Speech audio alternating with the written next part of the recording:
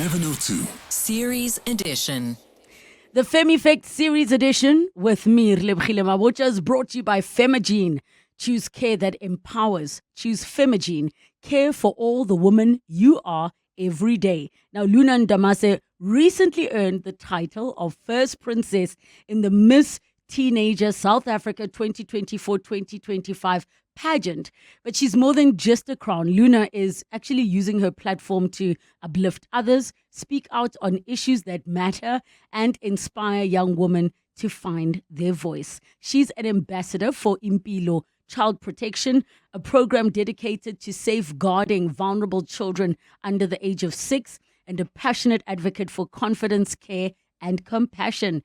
Today's part of Femagene's #FemEffect campaign. We're chatting to Luna about finding your voice, owning your power, and how the journey into womanhood can start with something as simple and as powerful as care. Right here on 702. Luna, welcome. Thank you so much for coming through. Hi, Sis Rele. Thank you so much for having me. Firstly, you look gorgeous. You guys Thank have to you. go on the YouTube. Thank you so Stream much. it live and see how fantastic she looks with her crown. I don't know if you know, but I kind of have a thing with pageants right now. Oh, okay. I'm like, firstly, what got you even into the space, especially in this era where you, as a young person, are not just now exposed to, in our day, we were okay at the mall. We were Miss OK and Miss Edgar's, right? But now you are like putting yourself out there for everybody to critique. So funny story. Growing up, my aunts, my uncles, anyone who came across me would tell my mom, you need to sign this child up for a modeling agency. She needs to have her face out there. And my mom downplayed it. She'd be like, yeah, I'll do it. But she never got to it. So she came home this one day from work and she was like, okay, here's a pageant. Enter. I was like, enter? She's like, yeah, enter. I was hesitant. I was like, oh, pageantry. I've never done anything like that before. So I entered the day before, actually, the closing closed. It's the closing always day. those ones that are successful. Last The ones who are like, minute. on the day, I woke up like this. Quite literally last minute, the day before the closing day. I entered and then I progressed, semi-finalist. Then from semi-finalist, they were finalists. And I realized that there's so much more to pageantry than what we see on TVs where it's just strutting down a runway and looking pretty. Like, there's leadership that comes with it. You have to be intelligent. You have to be a leader. You have to stay determined and focused. And then we got to pageant week where I was crowned as the first princess. And then recently I was crowned as the reigning queen because our queen is now international. Ow! Guys, do you see where we are as South Africans? I absolutely love that for you. And Thank also, you. I'm glad you shared that part of the journey because, correct, people don't see the other aspects of pageantry, and we're not going to get into a conversation of why it's relevant, but I think with what you've shared, it goes to show like the confidence that it builds. Even just putting yourself out there, whether you placed or not, it starts to build your confidence. It forces you to think about things that are bigger than yourself because you're forced to commit to a cause. True. So when you went into this, do you think there was a part of you that did well because you might not have been as invested? And the reason I ask it that way is sometimes, when you care so much about something and you're stressed, then you're less relaxed and you maybe don't perform as well. Whereas you come in like, I just woke up, my mom said I must do a pageant. Then you actually do well because you're just being yourself. I do think so, but at the same time, not really, because as I was progressing from semi-finalist to finalist, I started getting invested. And I was like, okay, I'm enjoying this. And my mom at some point was even like, should we like stop right now? Like we can. And I was a finalist at the time. She was like, should we end it now? What? I was like, no, we can't. So many people have been voting. People have been posting. Your me. If mom I is quit my now, type. I was like, no, we can't just quit now. She's like, are you sure? I was like, mommy, I'm sure. She's like, are you sure? Sure. I was like, I'm positive. So I kept pushing. Then even with the whole finale week, the finale day, in fact, when we were being moving from the top 30 progressing to the top 5, top 10, I was a bit like, it was like an out of body experience because when I come backstage, I kept telling myself, if it's meant for me, it will be for me. I'm not gonna force it. I'm just gonna enjoy myself and live in the moment. But then when it was time for me to go on stage and like walk and answer the questions, I felt like I blacked out. I felt like something else had taken over me. And my mom even mentioned that after that, she was like, I don't know who you are anymore. Like, I don't know what I just witnessed. I don't recognize you. And I was like, oh my, really? Do you remember the question that you were asked? Not at all. But you know what? Funny enough, though, I was like the last person that they asked. So Yes. the other girls were being asked, and I kept saying, oh, I wish that was my question. Oh, that's such a nice question. Yes. Then my question came, and I was like, wait, what? I was like, oh no. I was like, no, I wish I had those other questions. But I just remembered that with the questions, I have to take it back to my advocacy. Yes. So that helped me answer my question properly. How did you decide the cause that's close to you? I mean, I know you are an ambassador for Impilo Child Protection, but what was it that drew you to that type of advocacy work? My advocacy is gender-based violence. In 2021, my mom's best friend passed away as a victim to gender-based violence. So that really hit home because it was one thing when we'd hear about it on the radio, see it on the TVs, like with the Uyinene situation, for instance. But now for it to actually happen close to home with the person that you would have never expected to ever suffer through this, it really broke my heart because her life was ended way before it was meant to. So it made me feel like, no, and now as time is going on, we're suffering this pandemic where gender-based violence in our country is horrible. It's horrific.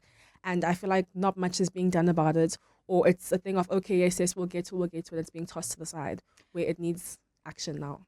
Look, that is extremely heartbreaking what you've shared, and condolences to all of you. I know that when somebody is taken away from you, people don't think about the best friend. You think about the parents and the siblings and the kids, but it is such a ripple effect how many people are impacted, not just by the loss, but the trauma of how it happened. So I'm very, very sorry to you and your mom in particular, because it's not a small thing. In terms then of this cause, what can you share about Impilo Child Protection? We all do our best because we are living in a pandemic of gender-based violence, and children are so vulnerable at the moment. You can't even tune into a single news platform without hearing a heartbreaking story of what has happened to a child. Tell us about some of the work that Impilo Child Protection does. I love the work that Impilo does. I love their determination. Basically, I went there for the first time, and Arlene, who's one of the main members, had shown me around. I saw some of the kids, and basically what they stand for is, she told me a story. Let me tell you the story she told me. She told me that there was a child just younger than I am who walked hours to get to Impilo, and she came holding her kid, and she was like, I was sexually assaulted by my stepfather. My mom doesn't believe me, and I can't raise this kid. Oh, no. So they took them in. So it really broke my heart to know that, like, this is the reality of the country that we live in. But at the same time, it also made me appreciate the work that they do, because they take in situations and cases like that where if you're unable to, raise the kid because of circumstances like finances or because of sexual assault, they take that child and then they raise that child. They get the child documented. They get the child fed through donations and whatsoever, and then they raise them. And it's like they're a vital part of the child's growth and well-being. And I think that's absolutely beautiful in terms of the fact that, places like Impilo Child Protection do need support. The more you speak about it, the better for them to keep running and helping the way that they do, which means taking in a person or a child at any given moment. It is 24 hours. It does require all of us to support. So I hope all of you take the opportunity to go check out what they do and see how you can help. We're taking a break. 702 Series Edition. 23 minutes after 2 o'clock, we continue with our series #FemEffect with Femagene, as we have a conversation with reigning queen, Miss Teenager South Africa, Luna Ndamase, around finding your voice in a noisy world. And we really have been delving into some of the advocacy work that she's done, but also what pageantry has done, the position it's put her in. Your calls on 011 8830702 and the WhatsApp line 072 702 1702. We're going to go to the lines. We have Luke from Johannesburg. Hi, Luke. Hi there. Thanks for this conversation. We adopted through Impilo, and I may just comment on just the process. They are Yes. really thorough. it takes at least a year to go through all the tests and paperwork, but they really hold the two sides of the party to account, or to kind of hold them in kindness. So the to-be parents in that journey, there's a lot going on, and that takes care and paperwork. And then the other side is the child. So, for example, they kind of coach you that there will be this child, and this child will have some whole story, but you only get a real keyhole view of that story in a bio, and then you would make a choice. And you don't get a photograph. You get some kind of insight into where that child is at. And in some cases, what actually happened with us is that the family actually chose us from that side. So we know a little bit of what's happening on the family side. And it's amazing that your guest there is doing that ambassador work, and it's just great to hear. Oh, Luke, thank you so much for sharing that. And I hope on another day you can talk to us about choosing the route of adoption, because we know it's not an easy process, but it also it is needed in a country like ours with children needing homes. How has it been so far being a parent? Well, any parent will say that it's nothing less too extraordinary, incredible, but also you make it to the end of your day, and you don't want to see another like that one. But I think your adoption is quite different because of the complexities. We have an open adoption, so we are in touch with the family, and I think it's just amazing joy. Our child is incredible, and we are very happy every day, all day. Yes. Thank you so much, Luke, for talking to us and sharing about the work that Impilo has done in assisting you with your adoption. How does that make you feel, hearing that? It makes me feel so warm inside. I'm very happy to hear that the adoption process went well for him, and he has his little bundle of joy. It just goes to show the work that Impilo does. Like, they find families for these kids, and they reconnect them, and they make them feel loved and at home and at peace after being through such a traumatic experience. Yes. And I mean, for those of you that are wondering, why would the family still be there? We will have a conversation, then you can get to understand open adoptions versus closed adoptions and the different circumstances of why families would still be in touch. But I want to read some messages. One says, Relebogile, I was so shy as a kid and a teenager and extremely awkward. I struggled to make friends as I was so always introspective. Then I read the book, How to Win Friends and Influence People.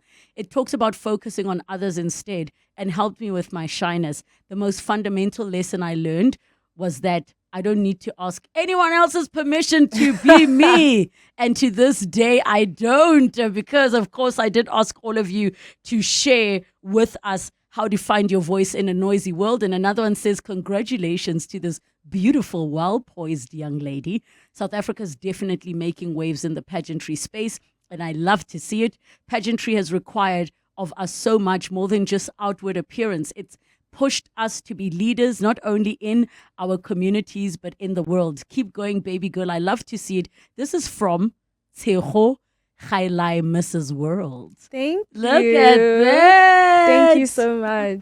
So what would you share with the young ladies listening, or even, the men and women listening, about finding your voice? I mean, you are on this journey. You're still quite young, but I think you know what you're talking about.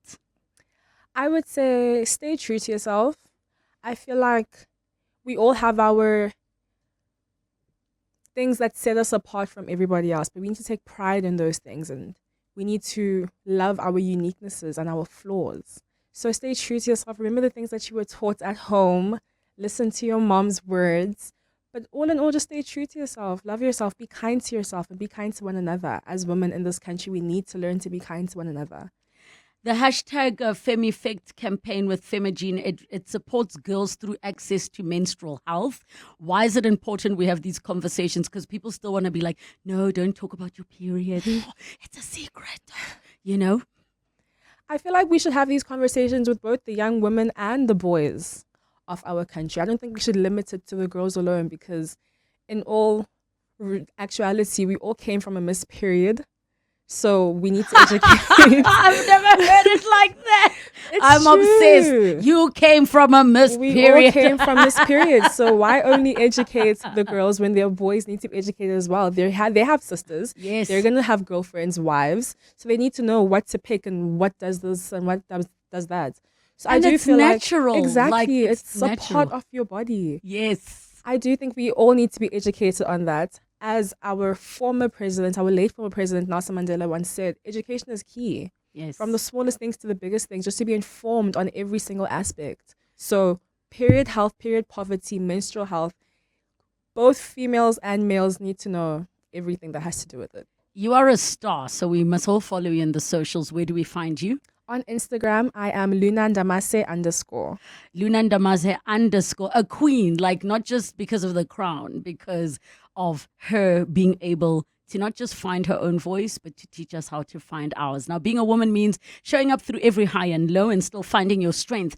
Femagene supports that with pH-balanced, intimate washes and wipes designed for your body's everyday comfort and care. And through the hashtag #FemEffect, every product helps provide a menstrual cup to a woman who needs one. Along with education and support, it's about care that starts with you and reaches someone else too.